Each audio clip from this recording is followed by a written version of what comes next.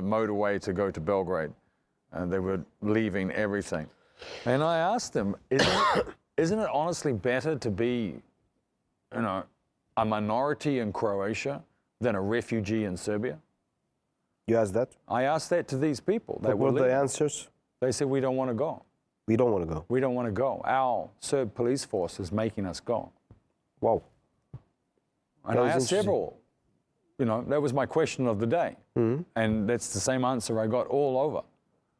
All Serb police had encouraged their entire population that they had to go. Now, why they had to go, where that directive came from, I don't personally know if that came from Belgrade or if that came from Zagreb. Mm-hmm. I don't know. But I know that most of those people did not want to go, regardless of the fact that it was now under Croatian control. What about Bosnia? Bosnia was hell. I mean, mm-hmm. Bosnia was tough.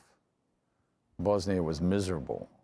And it wasn't just Bosnia was miserable because of the Serbs. Bosnia was also miserable because of the Croats. You know, mm-hmm. The Bosnian Muslim War, particularly in Mostar, was as brutal as the Serbs surrounding Sarajevo.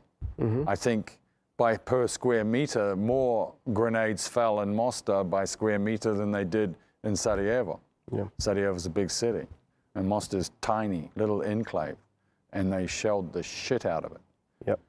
Life was really tough. Bosnia was very hard because in Bosnia didn't fought only Muslims and Serbs, also the Croats got involved. So this is what I'm talking about, yeah. You know, I covered Mostar quite extensively, and Bosnian and Muslim regions within Bosnia, not so much on the Serb side. I went once or twice on the Serb side in Bosnia, but I mostly concentrated on the Croat Muslim enclaves and territories in Bosnia and Herzegovina. But, you know, during the Muslim-Croat war in Bosnia, in Mostar, things got so bad that there were no lighters.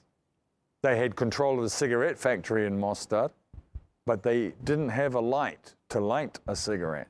Mm-hmm. They'd used them all. A lighter was gold. Cigarettes was a currency. Everybody was paid in cigarettes. Everybody used cigarettes as a currency for exchanging for any other goods that were available, mostly not. There were no more candles left. There was no electricity, no water, of course. Water was trucked in on a daily basis, pumped straight out of the river a few kilometers up, and distributed with a water truck, with buckets, people coming with buckets and filling them up under mortar fire and sniper fire. In all directions. It was hell. I mean, and Sarajevo was also horrific hell. Mm-hmm. A daily abuse, a daily war crime. It was, you know, you lived and got shot at and bombed on a daily basis. Yes. You know, in Kosovo, Pristina, there was no artillery falling on Pristina. Pristina didn't